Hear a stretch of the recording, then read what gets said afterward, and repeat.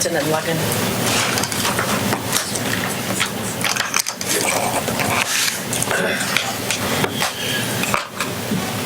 All right. Call to order this work session of December 19th and welcome Amy Koski and the downtown. Just you? It's us. Okay. I was expecting the whole association. Oh, no. They're all taking care of customers because it might be Christmas week. time. They're busy. Yeah, they're a little bit busy. Well, I'll start off with a little introduction. I'm Amy Koski with the Economic Development Division, Economic Development and Resource Coordinator.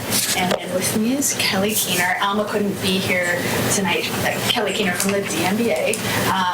Alma's on vacation for the holidays, so she asked me to come and introduce Kelly for her quarterly update. And so I think what we'll do is I'll just let Kelly take it away, and then I have a brief update on the downtown walking map.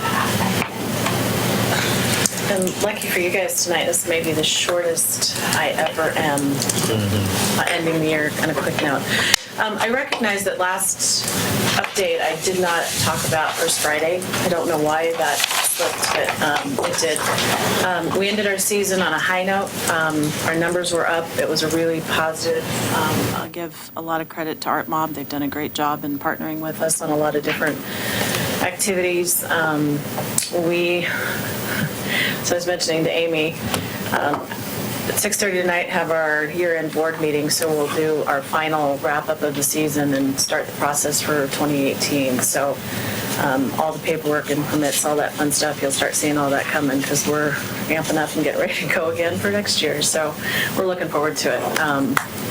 It was a fun year, a record year for having to cancel one of the months, which was a difficult choice, but still we're really comfortable with the decision we made with that. And so hopefully this next year we won't have any of that to happen. Fingers crossed. The other thing I wanted to just chat about for a minute was Halloween. For those of you that were able to come down, thank you. We appreciated it. We love seeing you all, as well as the police department. I got a lot of really great feedback on that this year. As far as numbers, and I think you experienced it as well, the run out to get candy. I personally, for the two stores, per store, I got enough candy for 1,000 kids per store. An hour and 20 minutes into it, I know I was in trouble. Oh, wow. And our estimated numbers based on, and we're not talking we're giving away handfuls of candy. Right. We were trying to have some conscious count. We're thinking we were close to 2,000 down here that day. That's amazing. It was awesome. Really It was wonderful. really, really cool. It was a great day. Yeah. I mean, we were very blessed both years we've done it. The weather has been absolutely spectacular. Thank you, Mother Nature. But the feedback that we've gotten has just been positive. So it's already on the calendar for next year. We'll keep it going from seasons to come, as well as the Easter. Our numbers maybe weren't quite as high for Easter last year, but we anticipate that we'll have those same kind of numbers as we did for Halloween. So it was a really fun, great time in the city and a lot of positive from the business perspective as well. So again, thank you for being part of that with all of us too. Beyond that, I don't have a lot more to talk about. As I mentioned, business owners are busy taking care of customers and dealing with it's Christmas week, so it's a busy, busy week. So there's not a lot of response to my emails sent out for information back today because they're busy taking care of business.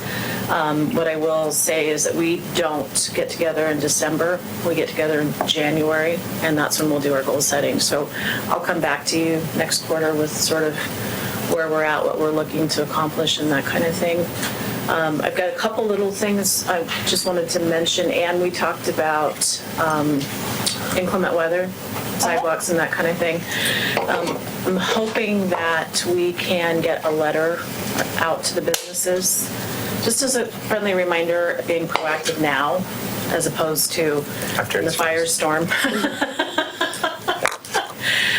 I think that would be really helpful. It's sort of that forgotten thing, and then all of a sudden it's like, oh, crumb, here we go. So, because we do have a lot of folks that don't live in Milwaukie that are out of the area, and so there's got to be some sort of action plan as to how each of them are going to handle that, whether it's somebody they've got that lives close by that can come in, or what that's going to look like. So, Sounds great. Yeah, that'd be awesome. Second thing I was sharing with Amy, and communication's always a challenge for everybody on everything. One of the things that there's been a request is, so different events that the city does, like the umbrella parade, I'll use that as a classic example, the carts. Layla was great. We mentioned it in our association meeting, and she got over here and got a bunch of cards for us. But we're not getting posters, or we're not getting cards out to the businesses per se. We're maybe getting a handful here and there. And I was sharing with Amy, like in the case of the poster for the Christmas ships, I happen to have a couple for my two stores, but I never did see anybody bring them around. I know that there was a great communication on community development's part, but I didn't have time to run over and grab some, and I didn't have time to kind of circle back around, that kind of thing. So I'm wondering if there's an opportunity for all of us to kind of partner on that, and maybe it's something to think about. Is it something that we, you guys can come out and run posters and say hi to the businesses or something like that? Or is there's a way that we can do this together to get those cards out or get those posters out and to get that information to those businesses so we do get them hung? Because it's like I said to Amy, like the candy store should have had a stack of umbrella cards the second they were hot off the press, and that wasn't the case. And so it's not a failing, it's a how do we accomplish it? Because it's a long time kind of thing that to get that information out and that kind of thing. It's not a new opportunity. It's just maybe it's a good goal for all of us together as kind of one of those first things that we can start working on, how to accomplish that. Because I do get that feedback. How come I didn't get cards, or why didn't I get that poster, or whatever, and how we can get that to happen. So just kind of something to think about. How far in advance are those generally printed up before the event? Or does it vary? I think It probably varies, but I think it's probably 5 or 6 weeks. I was just saying, I loved the card they did this year because they combined the leaf drop on one side and then the umbrella parade and the solstice on one side. It was kind of a bigger card. It wasn't, I thought it was really nicely done. It was at least out, 3 or 4 weeks before the umbrella parade. Yeah, because we had them at the last of the farmers markets, Okay. I think. So, Well, and we know the dates, and we have the same sort of process that we go through every time in order to get those developed. So it wouldn't be a big deal for us to drop them off. Part of it is just getting an email out probably directly to the business owners saying, do you want these? Because part of my concern also is wasting them. They're an expense to the city. But How many, does it also vary on the event, but for how many we print up? Or do we tend to print the same amount for the solstice versus? we tend to print a similar amount for most of our main events.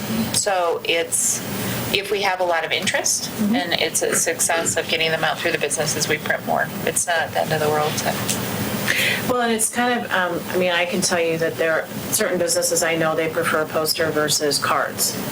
Just because of the way they're set up, it makes more sense to have the poster, or it makes more sense to have cards. So, even that can be something that we could work on too, is putting that together.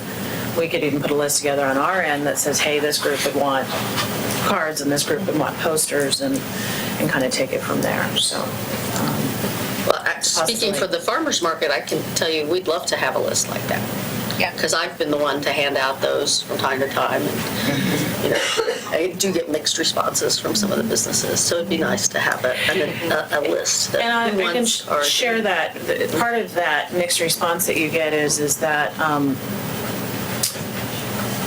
all the school, everybody has a poster and everybody has a card, and there's a certain amount that you can put up or that you can have on your counter before it sort of takes over, because people are just limited on space. So I think, again, things like Umbrella Parade or Farmers Market, I think are important to ensure that we can get that communication out. At least in the beginning of the season, like for Farmers Market, sort of remind people, because there's always the confusion, does it start the first weekend in May? Does it start Mother's Day? Because for so many years it was Mother's Day weekend, right? So and again, I can probably help a little bit with some of that too, and get that information back from those ones that I don't know. Sure. Question? Oh, go ahead. I was going to say I can make sure that I check in with our event team who does most of the cards, and then of course economic development, when we have certain events that we're promoting, we'll get together and figure out how we could maybe enhance that and then coordinate with you. Great. I had a couple questions for you, Kelly. Sure. How many members are there of the DDA? It's open to all businesses in the downtown corridor. We've stuck to sort of this downtown area. We don't do a set membership. It's those that can join us, and it's by month. So every month we could have 10 people one month and 30 the next month and 5 the following. It depends on, time of year and all those kinds of things and what's going on. So, okay. Yeah. And then in the last couple of years, you'd mentioned the Halloween doing so well this year. Mm-hmm. Are you seeing any changes in demographics, or just an increase in business, or is it just flat, or how's the downtown health doing? The businesses, it's been a good season this year for us. Again, it's lack of response to me is always a good sign, because that means people are busy and a lot's going on in their businesses. I know for speaking personally, it's been a good season this year. Weather has been a lot more cooperative than it was last year at this time, that's for certain. But we all want more. No one's complacent, and more is better, right? Yeah. Are you seeing any changes in demographics of who's visiting? A little bit, not a lot. Not a lot. It's a unique. We're very eclectic if you really look at our retail, from very, very high end to a comic book store to antiques to candy. I mean, it's a wine bar. We're all over the place. I think we're a little more eclectic than even some neighborhoods when you really look at our neighborhood, which is great. That's part of our charm. So. Demographic-wise, I've seen some variation this year. I know that Halloween has those Halloween events have brought folks into town that had no idea. I mean, again, I'll share with you, and it's 2 years in a row for me. I had folks that were in the store, and I've heard this from a couple of the other businesses as well. I had folks in the store who had never been to Milwaukie. So where they picked it up, because the fun part of Halloween, to me, is that there's no formal advertising done on that. That is strictly a social media push. And so how that just trickles out is pretty amazing. So we get folks from all over. We had folks that, again, say, I've never been to Milwaukie. I didn't know this was down here. There's still so much discovery of Milwaukie. It's pretty amazing to me. Great. And great. It's really encouraging as well. So for me, I actually picked up a couple of return customers that came back the following week and spent. So, yeah. So I like it. That's great. It works. So. Well, thank you, Kelly, for being here tonight. And I had just a quick update in your packet, was a little preview of the downtown walking map. We are still working through iterations of that and anticipate maybe having something by the end of January or mid-February that would be more final for review. But just so you can see, it would generally be this size to fit in a brochure holder. We're looking at around 24 by 18 is the size of it. I can hold that up just to show you. This is, again, very rough, but it'll roughly this size with a map of downtown at that scale. So there will be more details to come, and we're thinking about printing 10,000, speaking of printing and getting these out, printing 10,000 of these for our first run, and those would go out to businesses. They would be at the kiosk that would be part of the wayfinding that's going in at the station, transit station, and then we would have leftovers to restock and distribute at events and different things. So there's more to come on this. We've got a mock-up, but it's really not ready to show you. And so I know Alma wanted to just update you. It was something that everybody was interested in making sure we got going. So we're working on it. GIS is helping us with the map, and then we have a graphic designer who's helping us with the layout. And so I had a question, because I had no idea that I counted them because I had time.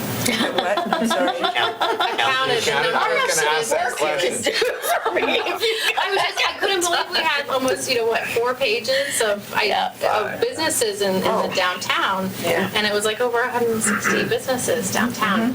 Are you, that's an ambitious goal? Are you fitting them all on that tiny We little are. map?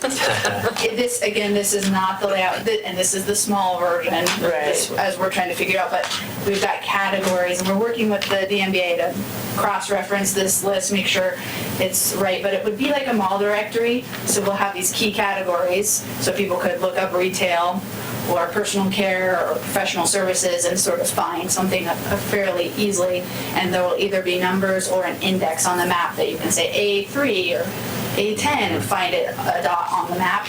But we'll essentially get all those businesses on there with an address and then some kind of a label to either find a number on the map or that index. And we may have to summarize some, like professional services. They'll be lumped under the name of the clinic or something for a healthcare clinic. It won't necessarily list all the doctors, but we'd have the clinic listed and or the practitioner. So we envision getting it in there. It's just right now we need more pictures. We'd spread it out a little more than this shows, but it also has to be readable so that when you're looking at the list, you can see the map and then maybe flip it over and see the list as well if we break it up. So we're playing.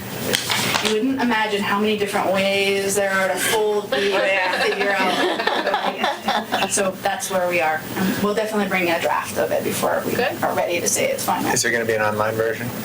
Yeah, it was I just think we'll want to do that.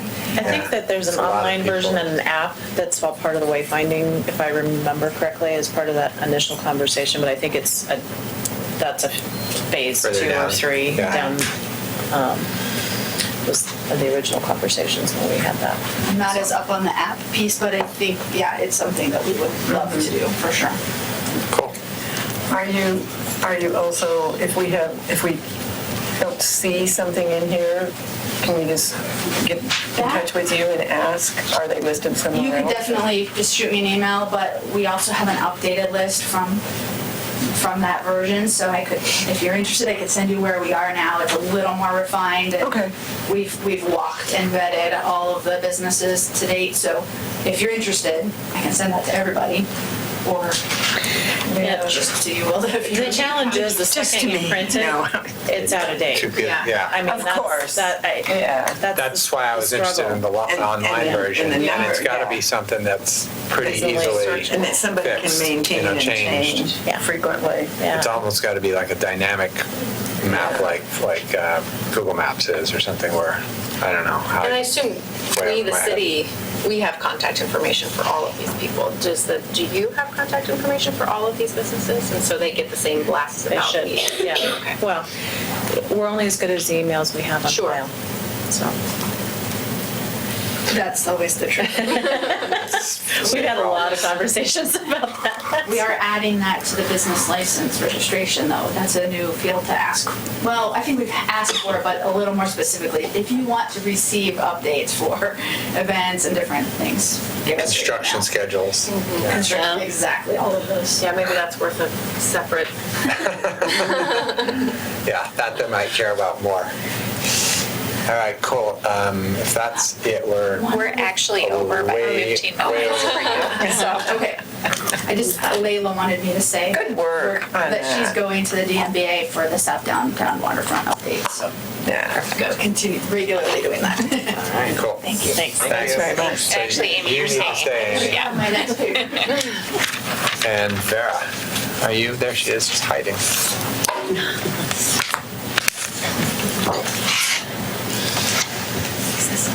So this is the North Milwaukie Industrial Area Comprehensive Plan Zoning Code Amendments.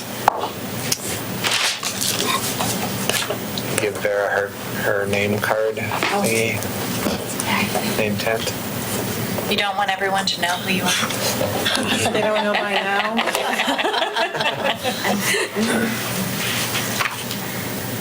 All right, so I'm kicking us off again. Amy Koski, Economic Development and Resource Coordinator. We're here tonight to talk with you about the North Milwaukie Industrial Area Plan. The last time we came before you on this topic was July, if you can believe that. It seems like that was a really long time ago. But on July 18th, after multiple advisory group meetings and public open houses, 3 planning commission meetings, City Council adopted a resolution directing staff to prepare plan and code amendments to implement the NMIA framework plan and implementation strategy. The plan focuses on increasing employment density in the area, providing amenities to serve employees, and accommodating office and industrial flex space. I wanted to just take a minute to introduce that a lot of work has gone into since we came in July to these code amendments, and a lot more work than we maybe even anticipated, to take some of the concepts and policies that were set forth in the plan and put them into code language. We realized through this process a lot of what's in our current code from the Tacoma Station Area Plan could not necessarily just be kept and moved forward. So we're having to really do a lot of rethinking about how some of the code language gets both restructured so it flows better and matches the rest of the zoning code in general, but also how we truly try to implement through code some of the policies when it comes to urban design. So we're going to get into that a little bit more in Vera's part of the presentation, but just wanted to highlight that that's one of the things that's taken place in the last 3 months that we've been working on this, where we've identified those challenges and needs. So for context, the NMIA is highlighted here on the map. It's just north of downtown Milwaukie, and you can see proximity to downtown Portland to the north. A summary of some of the changes that we're going to be going over tonight are listed here. The draft NMIA plan being presented to currently we've been presenting this to the Planning Commission, and then we'll be coming forward to Council soon through the public hearing process, includes some of the remaining elements from the Tacoma Station Area Plan that were not specifically addressed in the newly adopted NMIA plan. The purpose of this reconciliation is to repeal the Tacoma Station Area Plan and its associated documents and adopt only one ancillary document as part of the comprehensive plan. We think that this is a much better, more streamlined way of doing it so that we only have one document to look at. But that has required some reconciliation, that the plan that was adopted in July didn't get into those details. The general changes to the NMIA plan adopted in July are outlined as follows, and they're listed on the slide as well. First, changes to the NMIA plan include some inclusion of remaining Tacoma Station Area Plan items. For example, we forgot to include a stairway that was in the Tacoma Station area plan from the Springwater Corridor on the west side of McLaughlin Boulevard. So we just made sure, we have really covered everything. So there's little minor additions like that.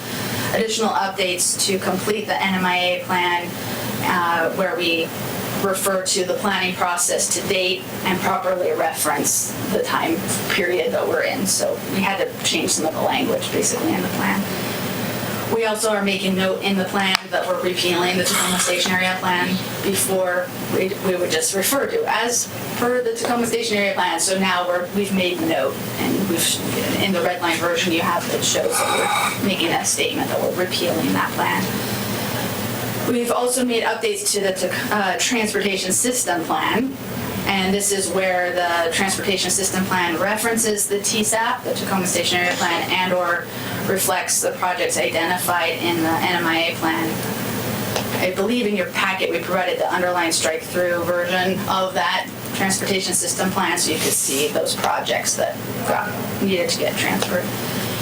We're also, of course, making updates to the comprehensive plan, specifically Chapter 4, the land use section on economic base and industrial commercial land use element, where we are deleting the reference to the Tacoma Station Area Plan and the Tacoma Station Area and replacing them with references to the NMIA where it's appropriate.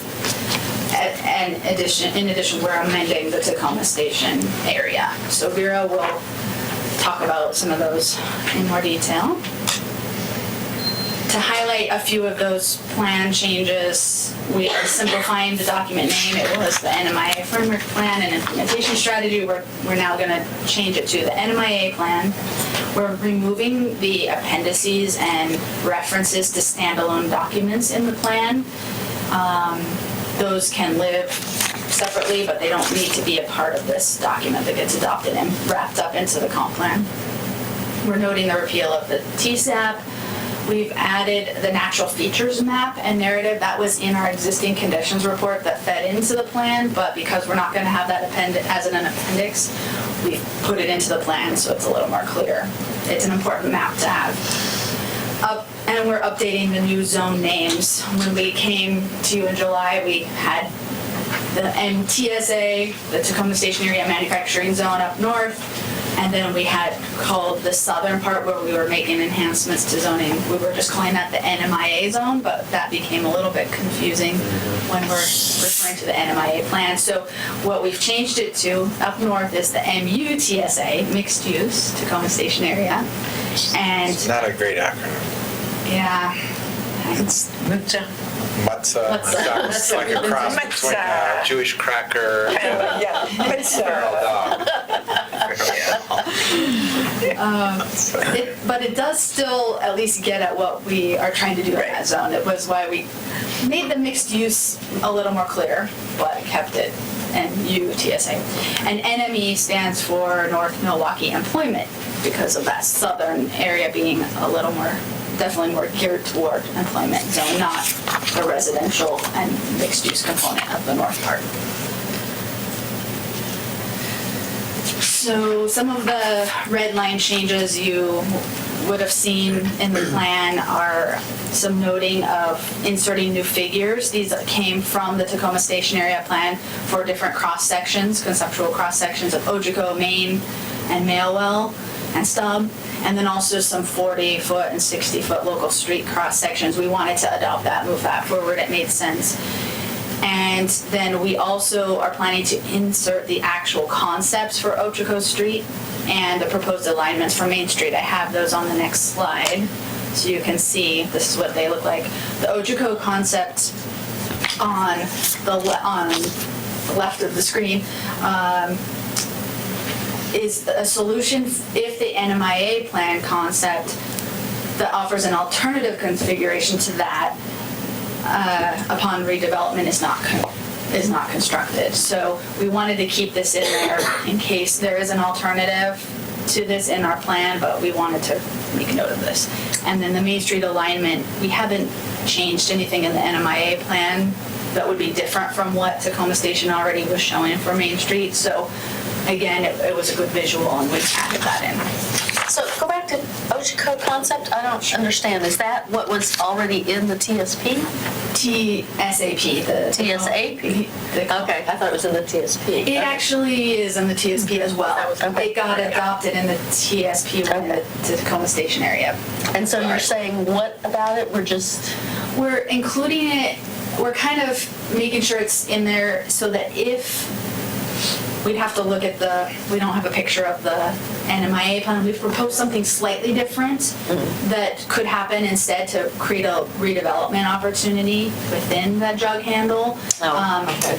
If that didn't happen, that would all be upon redevelopment, upon something changing with OLCC's site those kinds of things. So if that didn't happen, then this would kind of be the default. So there would be two alternatives, basically, in there. But we wanted to make sure that this concept was carried forward in the NMIA plan as well, because it's just in the TSAP right now. So because we're reconciling the two documents, we're trying to make sure that the NMIA plan is as comprehensive and has pulled as much of the TSAP as that's relevant as possible. And again, just so you have one, we'll have one document that really comprehensively has everything that you would need. Right. And this was something that ODOT had come up with, so we also wanted to kind of, we know that they were, at the time, okay with this and still okay with this, so keep that in there as a backup alternate. And then finally, we had added some site design elements and narrative examples that gave some good examples of things that could happen from a site design perspective. And then adding the stairway that I mentioned to the Springwater corridor down to McLaughlin Boulevard on the west side. We've updated one of the non-motorized maps. Is there anything that would actually trigger that? Or is that just going to have to end up on one of our CIPs sometime in the distant future? I think that we have Probably, put it in the yes. CIP. Yeah. And it was listed in Tacoma Station Area Plan as a grant from TBOT, ironically, but that didn't happen. So it's something that would need to get grant funded or be. Right. From some benevolent entity. It's not property. It's not our property. That's my. I'm wondering what. So Yeah. it's not ours to add to our. I think that's why. Is that still, because the line, map up, but the borderline changes. It does. You're right. It is in Milwaukie but it's for a ways, and it's not in Milwaukie for a ways too. And I can't remember where that stairway came down. Yeah, I think that the reason it was like that on the Tacoma Station Area Plan was because it's part of the whole Portland Parks property. Right. None of it is ours. It's their property, but is it in our city? Yeah. That's the. Well, it probably is, because I think the line is It's in our city limits. directly Further. north of that. Okay. Directly north of that. That's. Right. I don't have a good map nice to to- pull up I mean, on the just- screen. Yeah, they own the whole berm probably. Huh? I think they do, and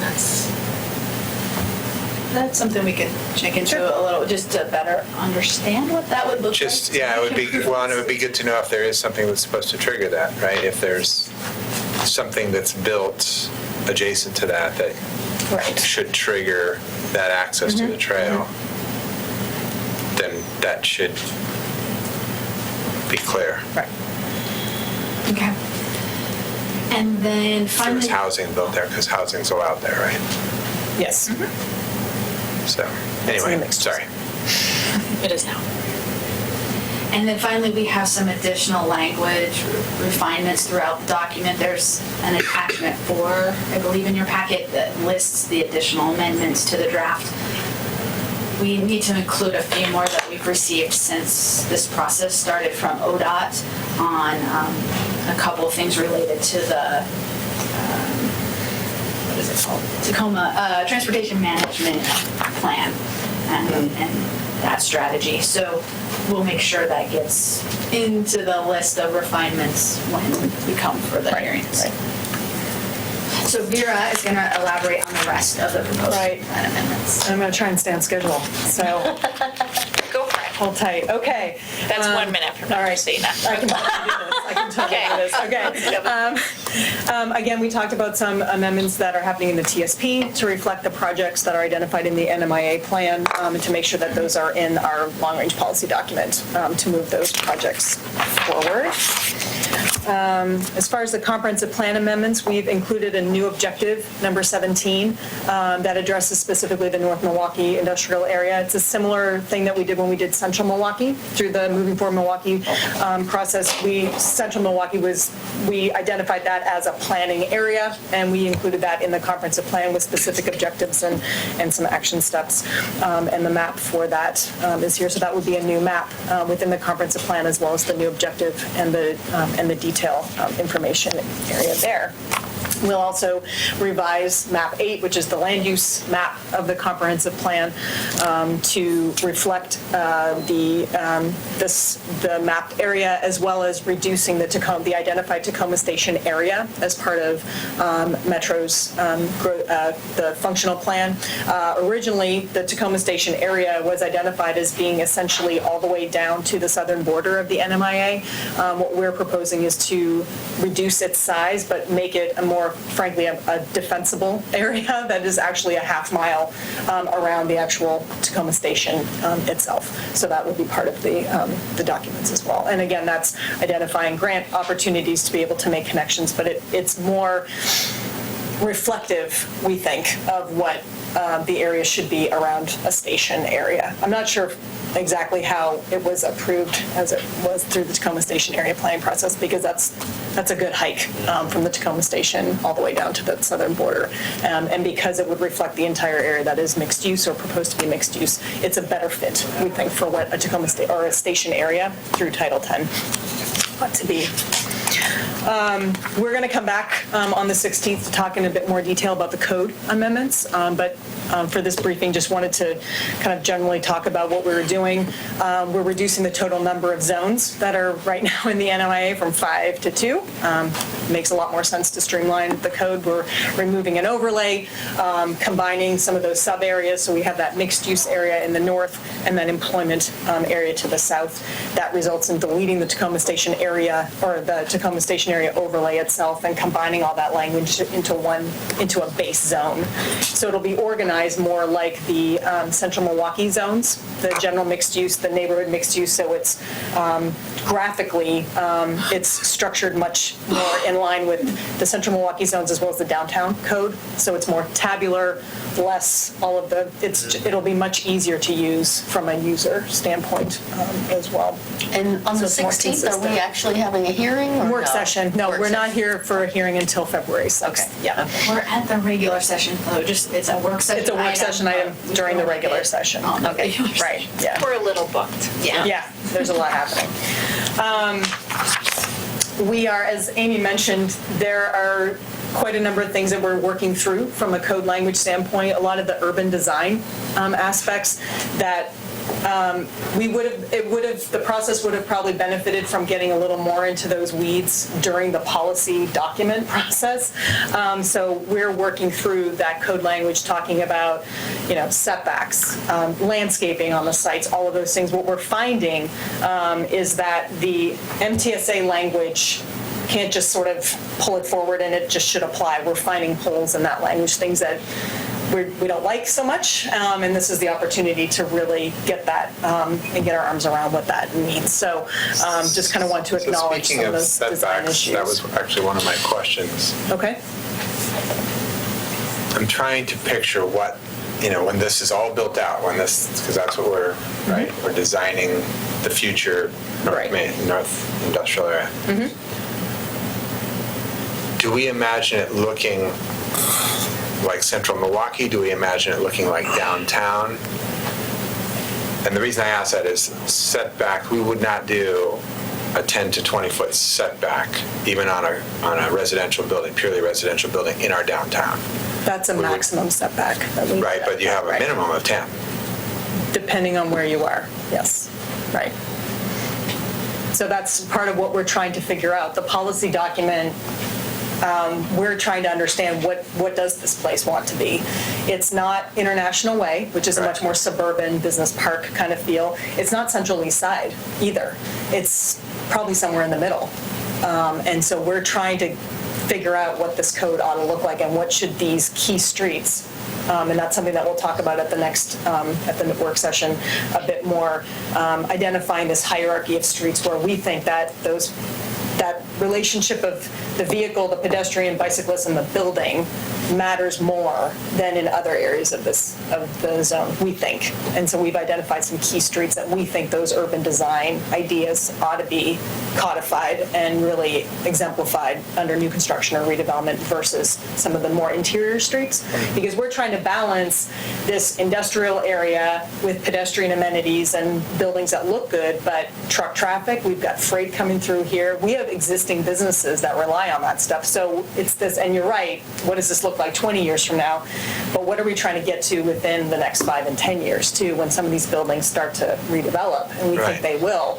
So it's kind of this push-pull, and we're working through this with the Planning Commission in these work sessions and now in the public hearings, and we'll be doing it with you folks, I think, during the hearings as well. And we'll probably have some options when we propose the code to you to kind of see, we can go in this direction, we can go in this direction, where do you think we should be landing on some of this stuff? So It might be helpful as that works through to have visuals of other areas, even not in the state, but other areas where we think this could be a way that could work.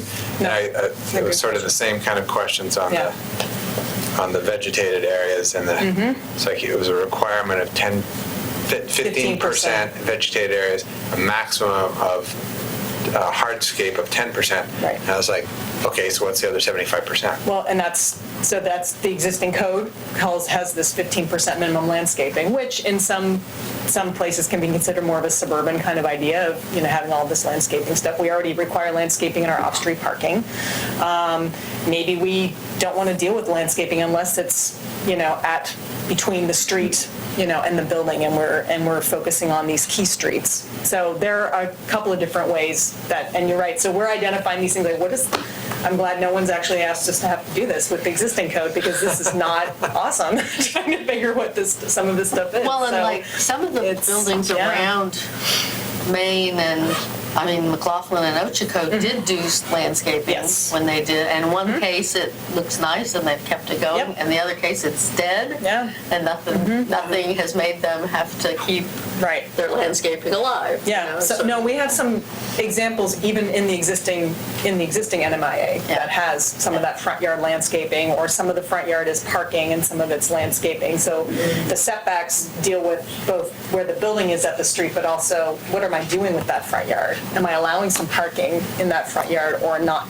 So we're gonna get into the weeds. So on the packet, then the yellow highlighted, are these things that you're struggling with? These are the areas in which you're trying to beef up or... So those code sections that are highlighted were key questions at the Planning Commission last hearing as well. So we just kind of keep using the same code language, but those were some of those questions that we had with the Planning Commission that we're still trying to work through. So they're not completely perfected quite yet. Yeah. And overtime. Okay, as we're talking about the zoning, again, the current zoning has 5 zones. The proposed zoning right now, we're looking at that mixed-use area up in the northeast quadrant, and then the southern area being this North Milwaukie employment zone, predominantly industrial, light industrial, limitations on any retail, no residential would be permitted, et cetera. What you see outlined in red and was part of the staff report too was what the Planning Commission has been talking about, is this mixed-use overlay being applied to this southwestern area of the North Milwaukie, the proposed employment zone. During the public hearings, the commission discussed allowing for that mixed-use overlay. They've asked staff to put together language that would reflect that. When we come to you, because certainly the council directive was different from that, we will come with 2 options for the code language for council for the public hearing. One that has that overlay and that language that's coming from the recommendation from Planning Commission, as well as one without it, reflecting what the council direction was coming out of the July plan adoption process. So we'll come forward with both. There's been extensive testimony during the Planning Commission hearings. I might recommend, when you have time over the holidays, to watch those hearings. There's been, architects, engineers, economic development consultants have come to testify to Planning Commission in support of the consideration of that overlay. And it might be helpful to council to have watched it. I would assume that similar testimony will be coming as well, but to understand where the commission is coming from in the recommendation. These architects and economists and such representing property owners in that quadrant? Or is there anyone? They are. They're all. Yes. No one neutral has come forward to testify? I would say no. Yes. And the speakers have been for a variety of properties or for one property? They've been asked to participate on behalf of one particular property owner, but the Planning Commission has been asked by the planning director, Denny Egner did ask them at the last hearing, kind of as a policy question, what is the Planning Commission thinking about this area? And what the Planning Commission is not thinking about is a residential zone, here. It's a reflection of that area's proximity to other residential areas, 17th Avenue, downtown. I mean, it's not kind of this weird island separated from all these other things, but it's also a reflection of some of the redevelopment opportunities and constraints in that area with Johnson Creek, floodplain, all of these other things as well. So it's kind of both of those things. So anyway, I just wanted to kind of touch on that as a briefing of what's been happening at the Planning Commission and what that recommendation is likely So one of the considerations is that there's residential on close to one side of it. Well, the idea is that And this... there's also industrial on three sides. Correct, that's true. So the recommendation right now seems to be that this area as identified on the map would be an overlay.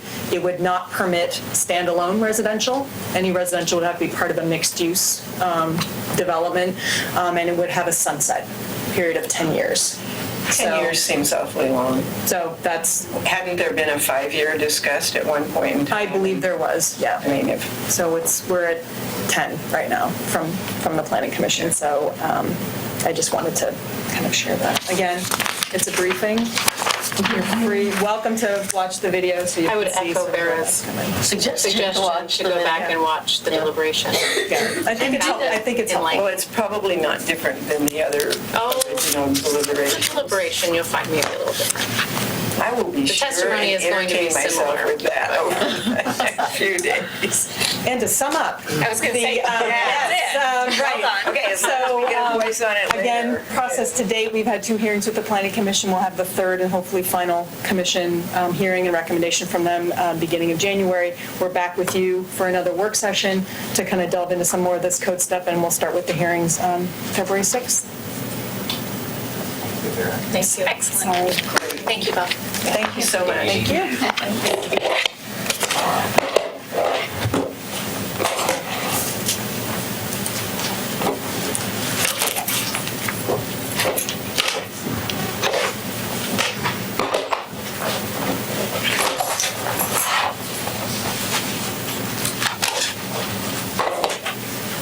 Close this one.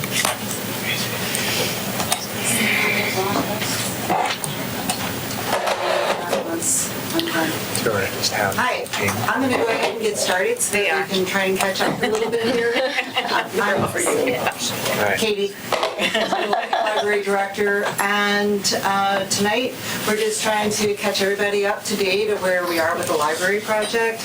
I know you have had information given to you already, but so we're just going to kind of condense this quickly. We have done some outreach. We have visited all of the NDAs, and we've had 2 community meetings. We have another one planned in January, date to be determined, but it will probably be at the end of January.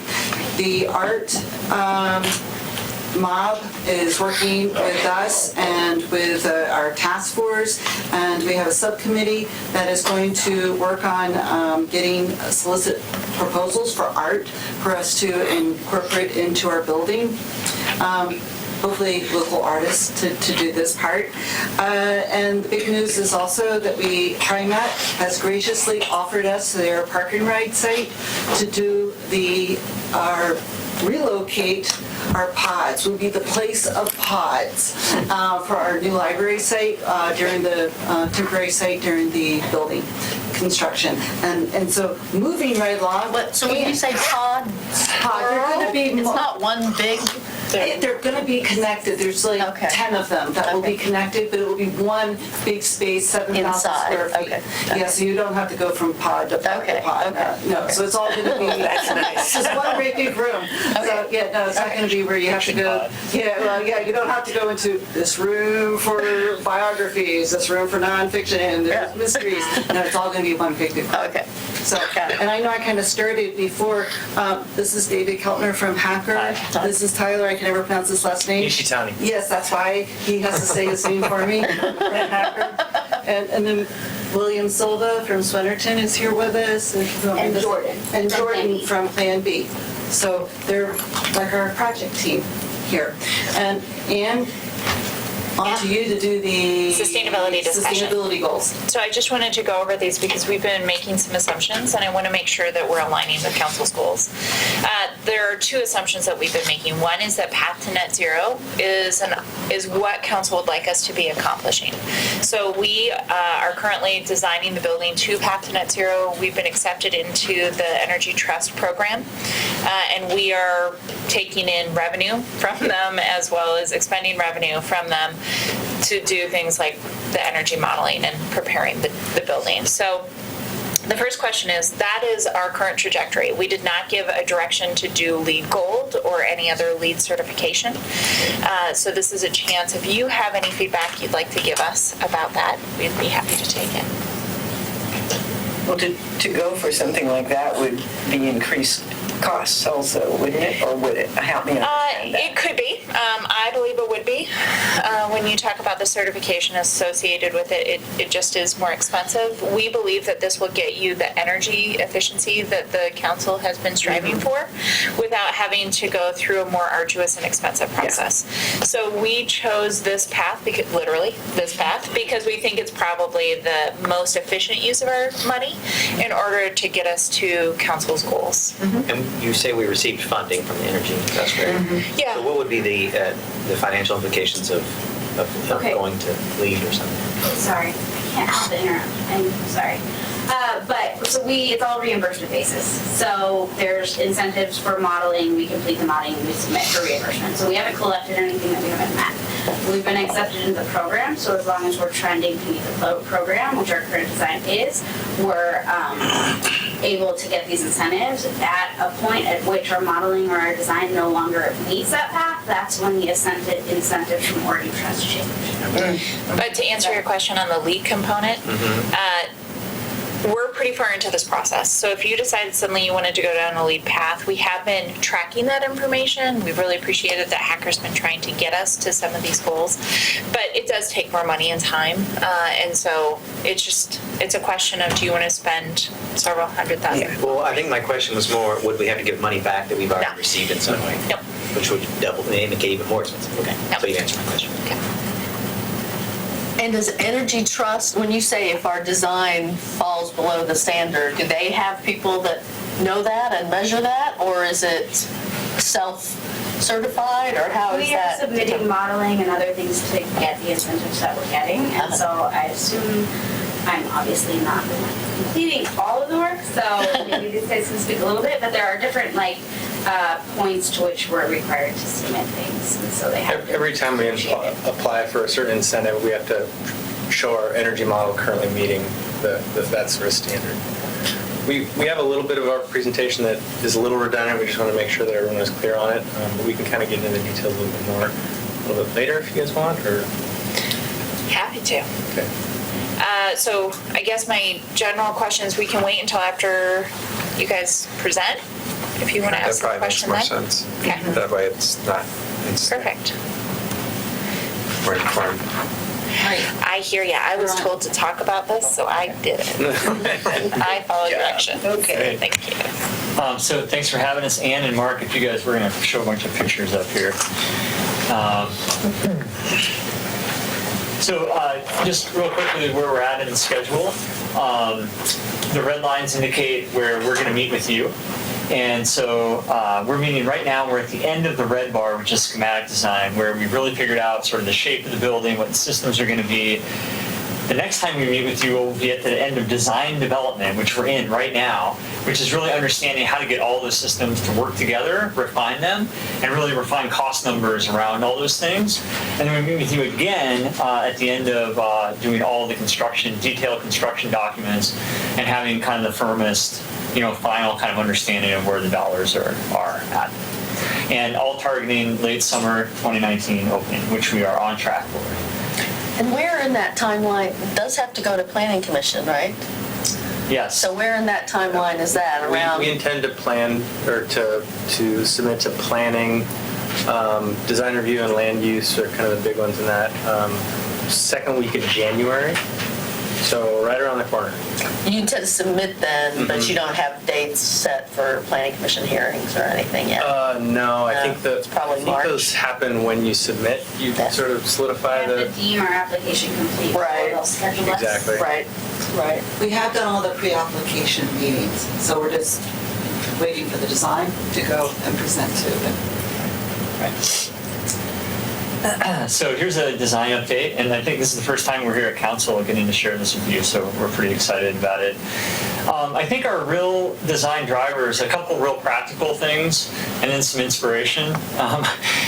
This is a really strict budget that we have been working toward, and the dollars, one of our guiding principles is how do we get the most library for the money?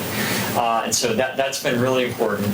It's also been how do we make the most of this site? This site is incredible in the city, and so how do we really make the most of that, not only for the library, but then what can the library do for the city? And then lastly, what's really is incorporating an inspiration around this thing that really comes from Milwaukie and embodies some really important things about what we're hearing from the community members and even from members of this council about what's important in Milwaukie in this time right now and what your values are you want to put forward into the future. So I'm going to show you a plan here, and this is really funny. Your screen up there is like wider, so if this looks like a really long, narrow building, it's like not helped by the fact that that screen is stretching it out a lot. But one of the things that, one of the first big decisions that we made was between 1 and 2 stories for the library. And that came out of a very diligent process working with staff and working with best practices for this and working with Swinnerton, the contractor, to understand what was the most cost-effective way to build this. And it was very clear that the 1-story library was going to be the least expensive library and get you the most program area for your dollars, simply because you're not buying all the extra things you're buying when you go to a 2-story building that, like stairs and elevators and things like that don't help you make a library. The obvious challenge with that, well, I'll say there are other things. The fact that the size of this library, under national best standards for the size, if you're under 50,000 square feet, which we are well under that, because of the number of staff that are required to supervise and the kind of complications of 2 stories, which you're dealing with now, it's not advised that you do that when you're doing a new library. And so one of the advantages that we have here of going to 1 story is that operating costs over the long haul are going to be able to be, that you're not having to staff up to deal with 2 stories. It's also a lot easier for supervision in a 1-story library than 2 because staff can see one another, whereas with 2, people are disappeared on a second level. Now, what that did is, though, it said, how are you going to fit that on the site? And we actually found the answer to that in our inspiration, which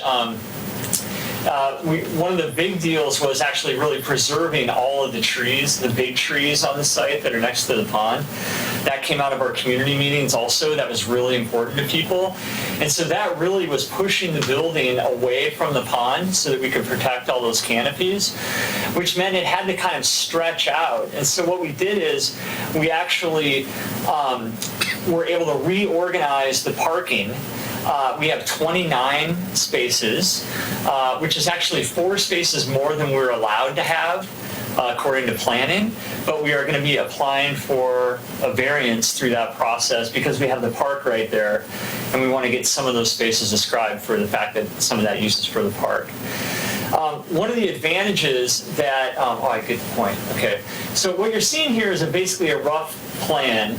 And what we were able to do is actually use a shape for the building that actually contoured to the shape of the trees, but also, importantly, it allowed us to stay out of the water quality resource line, which is this orange line, to the extent that really our new building is only interceding beyond that line.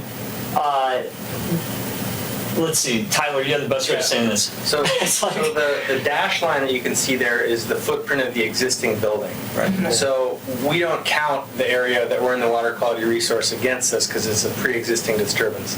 There is a little area up to the left where we have a new disturbance, but we're also on the upper right, we're giving back area to the water quality resource that's currently covered with buildings. So it's not quite equal, but it's pretty close to being a wash in terms of new WQR versus new disturbance to WQR. What's the square footage of the current building? 12,250. Okay, thank you. And new one's 20. Yes. The other thing that this shape enabled us to do was to actually create interior spaces. So what this diagram is showing, the gray are service spaces. They're like back of house spaces. And then the white is what you think of as kind of the more open spaces of the library. And what this did is it allowed us to get all of those sort of open spaces where the public generally is out along the whole length of all those trees and along the length of the pond. And it also created this opportunity for us to create a really great direct connection across the face of the library to the park. So that people that are now arriving, they can arrive at this corner and have that as a really direct way instead of having to find your way through the parking lot, for example, in the way that it's currently configured. So, I'm Please. sorry, I'm confused. Can you go back to that a minute? Of course.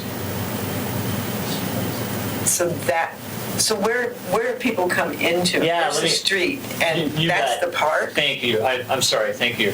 So the park is down here, Okay, and the amphitheater. that's, all right, And now then you better, yeah, I'm sorry. I should have given some orientation for that. What are the orange arrows? Yeah. And then the orange arrows are representing, basically what we did is we made the building, this is pretty much the length that we could make it while respecting the need for connection to the amphitheater. And what that did is it left us with a width of the building that really caused us to push it as far to the south as we could to protect the trees. And in so doing... That's the west. I'm sorry, to the west. To the west.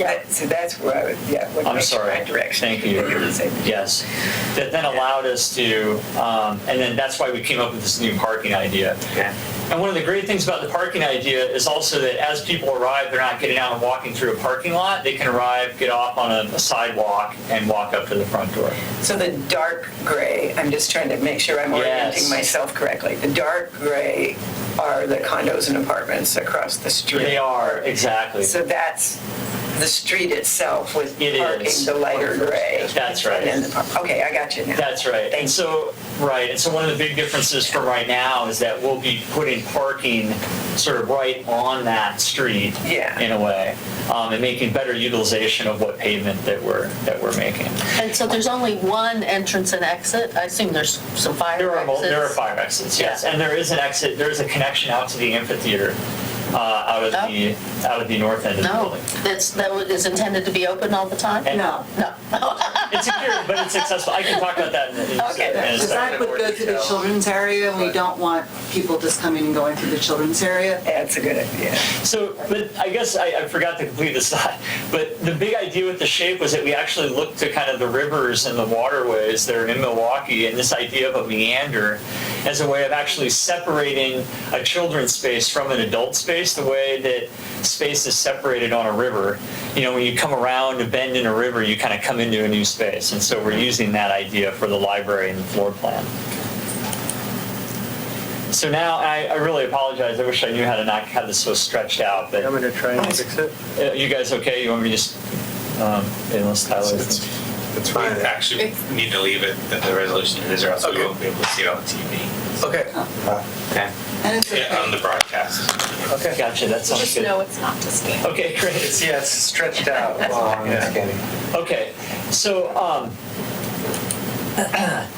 this is, I already talked about, this is what we're doing is we're going to provide, this is where everyone is arriving, kind of here, that on foot is arriving at this corner. If you're arriving parking, you're arriving all the way at any point along this kind of sidewalk.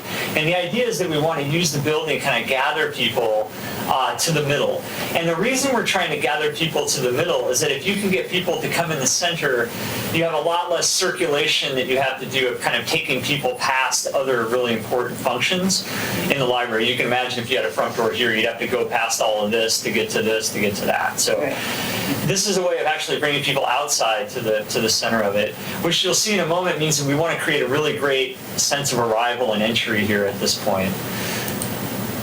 That is the main entry, and it is flanked by a public meeting room and restrooms in a way that we have doors here that allow you to close off the rest of the library in the evening if you want to, and have a public meeting that has access to restrooms. And then this obviously has storage rooms and kitchenettes and things associated with it. If you had come in the library, you would then come into what we're kind of thinking as kind of Grand Central Station. It's sort of everybody's moving through this space. There are self-check stations. Katie and her staff are sort of manning their help desk and stations in this position.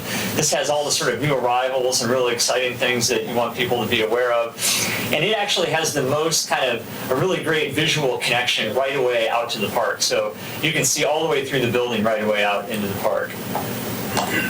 Over to the left here, this then is the children's area. And so you don't really have to pass through adult areas or anything to get to it. It has its own distinct space. It is acoustically separated, which was really important. We heard that loud and clear from the community.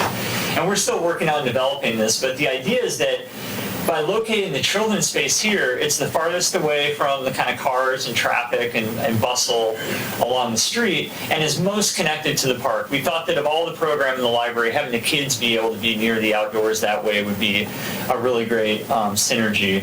And this allows for the children's librarian and staff to be able to take kids out this door right out to an amphitheater. And I'll have a site plan that I can show you that shows that. But this would be a secured entry. It wouldn't be sort of open all the time. Down at the other end, we have what is the kind of more typical things you'd expect as in the adult kind of reading rooms with computer space for computers and all the collections and some lounge space and seating. We put a really great kind of almost like living room space right here on the corner, so people kind of driving by can see people hanging out, and that'll give that a real great kind of sense of civic life. And then we have dedicated conference rooms and small meeting rooms for people. And then we have a dedicated teen space. And the orange dots represent supervision. So this plan allows us to have, you can see great visual continuity between staff while also being able to have really strong visual kind of surveillance of different parts of the program that need it. And then this is the staff work area, right, really handily located where they can receive, loading and things like that. And then this is service space, storage space, and also some support space for the children's area. So Oh, yes, please. the stacks or whatever that are there between the children's area and the desk, is that like reference? What is that? Oh, In the more in the middle? Right here. That's the media collection. Media. Okay. right now, yeah. Okay. And we're just starting to explore some of that stuff. What we've done is we've been doing test bits to make sure we can just get stuff in here. And now we're going to be working really closely with Katie and her staff to make sure everything's in the right place and in a way that's going to work really well for the library. And when you talk about the visuals, these are low shelves then? Yes, and that is an ongoing dialogue with staff that we're really working the more we can reduce the physical collection, the more kind of openness and connectivity and other kinds of services of 21st century libraries we're able to achieve. And so that's an ongoing dialogue that we're having right now, what the right balance is there. So I think I may have missed it, but public computers and Yes. access space, that's right there. Okay, good. Yeah, and that may move around, in this bar, but it'll be in that space. And we're going to have some in the teen area and also in the children's, so it's not going to be So you just don't the have to. adult area. Yeah, they don't. I mean, and we really want to restrict. If you're in the children's, you're either an adult with a child or you're a child. Right. Adult, teen. Gotcha. You're not going to have teens on the adult computers, you're not going to have adults in the teen area. We're going to try and keep them all separated. Good. Yeah. And then this is the overall site plan. We highlighted this tree because it's really all of these trees are we're easily protecting these. And what we've done is actually made this move of the building and pulling it way back at this corner to give this tree the best kind of amount of space around it. We heard a lot about really making sure that that tree was protected and preserved. So we're actually shaping the whole architecture to preserve that. We're remaking the walkway along this edge of the pond. It's a little bit, it's not really there right now. It's sort of there. They don't allow people back there now, right? There used to be a path back there. Really? Mm-hmm. I've been back They there. started adding back that way. There was a path that went behind the library. So this will be accessible then? Yes. We are providing, there are some stormwater features that we're providing. We have to handle all of our stormwater on site. And so it's funny, we're actually providing stormwater features for a stormwater feature, which is what it is. But to that end, actually, we are going to be going into planning and to discuss the possibility of this particular one, because of where it's located, actually making a demonstration of that, taking very clean roof water, which they allow typically, it's cleaner water. We're going to see if they'll allow us to be able to actually create a naturalized path for that to actually come down to the pond. But we'll see where that goes. That's aspirational. And then at this end, we're preserving the amphitheater, and then we're creating a new garden down at this end that will really be a combination of things. It'll create new, better entry and approach to arrive at the amphitheater and the new Veterans Memorial. It will also provide really intentional space for kids and reading groups to be able to go out there kind of chaperoned for story time and that sort of thing when the weather's nice. And then also, you can see by this how much more the library now is going to be able to become really an extension of and a connection to the function of the park down here, and actually put more eyes on it than it currently has now. Oh, please, did you have a question? And our subcommittee is working on what to do with the fountain. Lee Kelly? And how to Yes. incorporate that. Yes. Oh, yeah, I was going to ask about the fountain. Where's the fountain? It's going to, they're actually in touch with Lee Kelly, and and he wants to have this opportunity to kind of redo it, not as the fountain that it is now, but kind of reuse it and reutilize it. Okay. Okay, and then I wanted to talk about a little bit three-dimensionally, what's the shape of the building?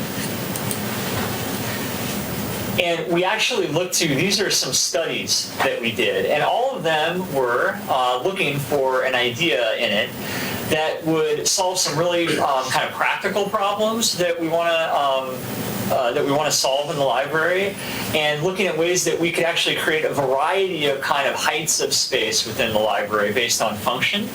But also, we were looking at it in terms of kind of inspiration. How can we create an overall volume and form of this library that felt almost like it had a kind of a fluid movement and form that related to that idea of water and its significance within the geography of the community and the history of it? And so working with the contractor, we actually figured out a really simple structural solution where by creating just these triangular shapes of your facades, but mixing them up, and then just putting beams across between them, you can actually get this really beautifully kind of undulating surface for the interior volume of it without doing anything really extraordinary structurally. And that actually gives us this really unique shape of a library volume that has this really fluid roof that is allowing us to create all these different kind of particular volumes that we want to create. So for example, we were able to drop the roof down low here at this point to get underneath the canopy of that tree, while raising up this corner to create the highest, a really high point where it's facing towards City Hall and the city where everyone is arriving from. And then here actually create a point right across from the entrance where you come in the library, really pick that up so that you have this really dramatic view out into the park at this point. And as actually it happens, we positioned that point of the plan right where there's already a natural break in the trees where you can see through to the pond. and then raising it up here also, and actually creating a pretty flat ridge across here so that you have a high point at the entry to mark entrance. And then pushing it low again down in a little story time area for the kids, and then raising it up at this corner of the kids' room to kind of look out toward the amphitheater, and then pushing it down here to create almost a disconnect, another separation between the children's room and the rest of the library. And we have a little view of the inside that can help you see what that's all going to feel like. But we actually got a lot of function out of that, while also tying to the idea of a kind of really fluid, dynamic form without spending a lot of money. This then is the kind of entry in that gateway that we're working on creating, this idea that when you arrive at this corner, even though we don't have our doors right here, you feel like that's the entry to the library. This is that living room kind of space that we're going to create right here on the corner. And what you do is you're walking along here. This is all the kind of the teen room and the staff work area and things like that, and the book drop and whatnot, and that brings you to the front door. And you can see how the geometry of the roof and that meandering floor plan actually reflect here in this covered walkway that is gathering everyone from the parking lot under cover to bring them to the front door. And then just looking at the side of the building that faces the park, this is as if you're kind of looking right at the bend in the road.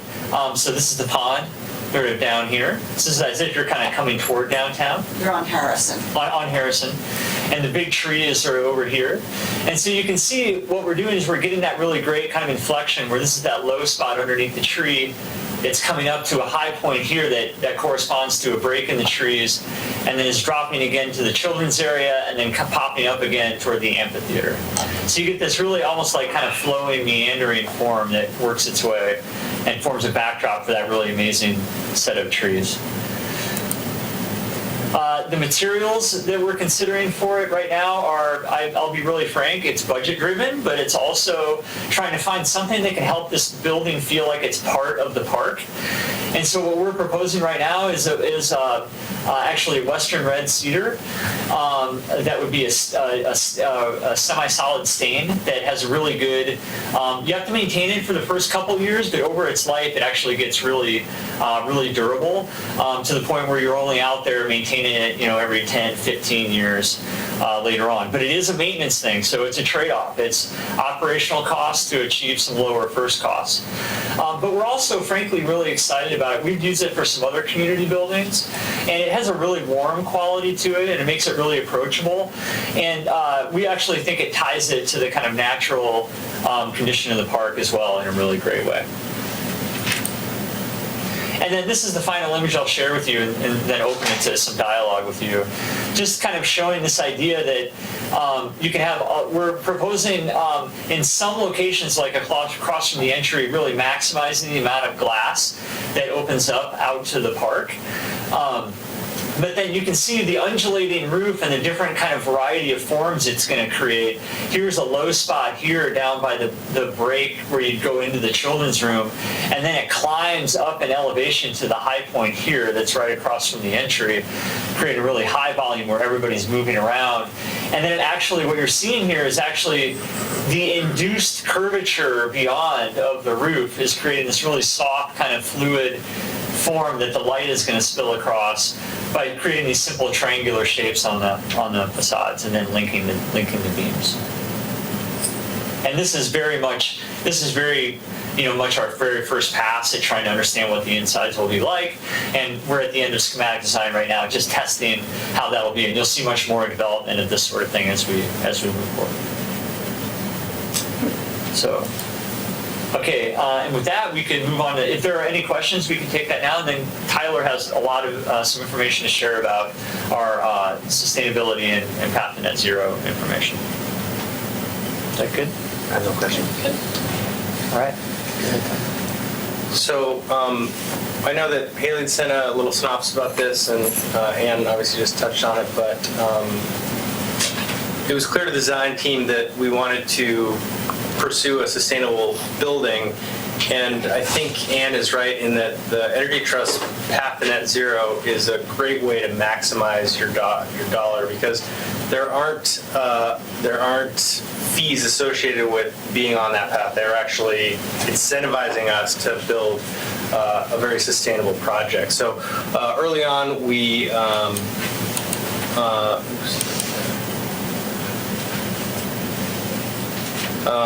enrolled in the Energy Trust's path to net zero, which makes available to us the highest rate of incentive that Energy Trust of Oregon offers. And those incentives fall into two categories. The first is energy generation, which is also a requirement from the state of Oregon that we spend 1.5% of our budget, roughly $120,000, on photovoltaic solar panels. The other category is really driving down the energy use of the building so that the two, when combined, become a net zero energy use. And that energy efficiency is measured by an EUI metric, which is basically energy use per square foot. And ETO's current EUI target for the path to net zero coincides with a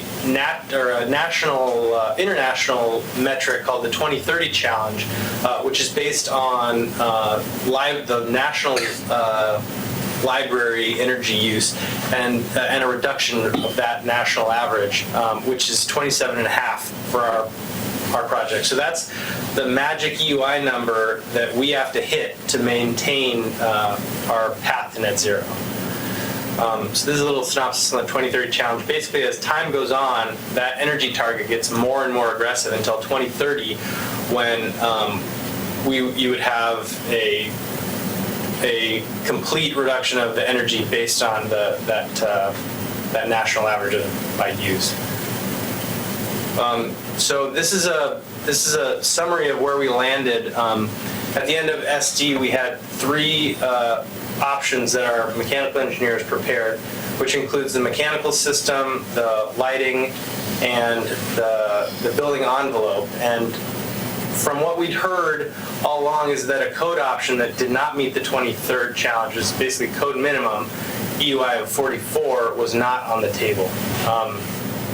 So we were left to choose between the better and the best option. And initially, the best option, which was included in the original estimate,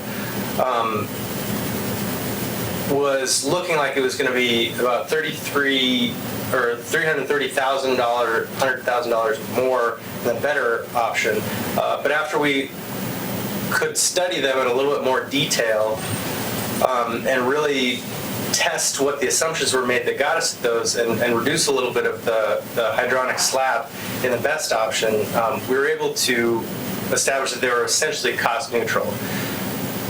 The reason why we considered that one the best, other than the lower energy use, is that it's the only option that utilizes a radiant heated slab, which delivers heat in the floor, which is closest to the users, and really gets that cozy feeling. So once we established that these two options, the better and the best, were essentially cost neutral, it was an easy decision for us to go ahead with the best option. That's the one that we've been developing here in design development. And just to characterize, maybe for all of you, what the difference is between those, just so you're not surprised when you walk into the library. The better one uses a high efficiency version of kind of what you have in your house. It's like blowing air around to keep everybody comfortable. And when you're working in these big public spaces like this, that can be challenging because you need a little higher volume in the space. And so you're kind of delivering air at a place where you're just trying to shove it all down at everyone. It's like what's going on here. And it's much more efficient if you can heat the floor where everybody is, and it's also much more comfortable, and it uses a lot less energy. So the only thing I wanted to point out is that this radiant heated slab option, it is also one of the most energy efficient because we are pairing it with a passive cooling option, which means that instead of having a big chiller and air conditioner running all the time, which is a huge energy hog, we are going to design our building to be very well insulated, and we are controlling the amount of solar heat gain that we get, and we're establishing, we're working with thermal comfort targets that we're going to hit through design in the building in a way that we don't have to provide air conditioning for a lot of the spaces in the building a lot of the time of year. And this is we've succeeded on this in lots of other projects, and that's part of this system. Now, that's not to say some of the spaces, like the big meeting room where you have a big influx of people, we do have a dedicated air conditioner for that. But we are very confident we'll be able to succeed with this and keep everybody very comfortable. But don't be surprised when you realize that this library, part of our hitting this target for Path to Net Zero is to actually make a passively cooled building, which is a really great thing to do energy-wise. Why don't more houses do radiant heating in the floor? If it's cheaper and more cozy, why don't houses do this? It's happening more and more. It's a lot of the builds you're seeing. That's what they're doing. Well, I'd say one of them is the construction type. It's really easy to incorporate this kind of thing into concrete floors. You essentially are setting the piping into it. And concrete floors, they work really well thermally. They have thermal mass, so they're absorbing all the heat from the pipes and they give it off. A lot of houses they're not made that way. They're all wood and that sort of thing. There are some electric systems, but they're not as good. They're more difficult to maintain. So there are houses, some more current, it's definitely coming into more current thinking around some of the newer. But it definitely, I have friends in Lake Oswego with that 1947 house that has radiant floor heating, and it has slate floors. So it wasn't wood construction, right? It's different construction. But it's just amazing to me that 70 years they've not replaced a furnace. We have this at Pompeii. Where? Pompeii. This is when you think about how you push heat, in Greece. right? This is a very ancient way to put energy. Okay. That's a good question. So, I don't know if it's in your next slide, but one of the discussions that we had is what the current building use is, and is that in a slide or is that something we have right now? We do. Do you want to pop out of this mode? Because we'd have to It's go okay. through all- Actually, I think we can do it verbally. It's fine. Okay. So I think that we were talking about being around 123 EUI in our current building. Oh, yes. So the reason I'm bringing this up is when you think about how we are changing our footprint with this construction, I just need you guys to know that we're going from 123 down to 24. 23. Right. So this building is going to perform at a significantly higher rate. And one of the things we're going to be talking about in here is budget. And so part of the discussion that Haley and I have been having with Peter is also how the building provides some savings when we're looking at general fund and whether or not we bring general fund dollars into this. So it's just something to be aware of, that those are, even with the larger footprint of 6,000 to 8,000 square feet, you're still seeing more than 50% reduction in our energy use just at this building, and then we'll get into the pond house discussion in a minute. But this is a big shift for us around our footprint. So we haven't yet found what the other building was that's plugged into the library.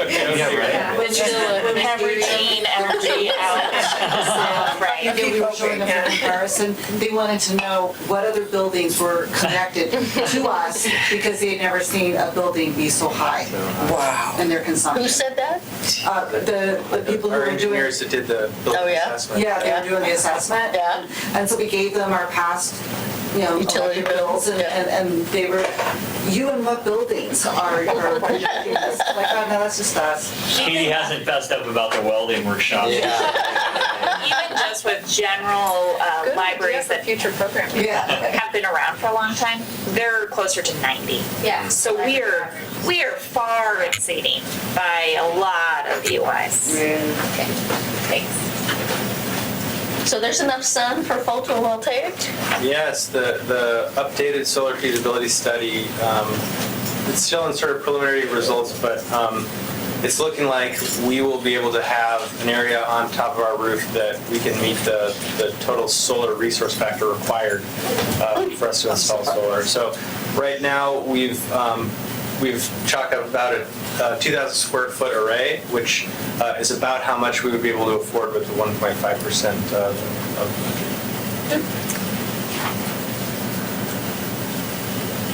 So I know we're past time. Are we wanting to move forward with this? So we have two options. One is it's a financial discussion, and that requires mostly staff, so we can keep staff here. It's a short meeting tonight. We had bumped this from regular session to work session just to try and, the holidays, we were going to try and get everybody out of here a little early.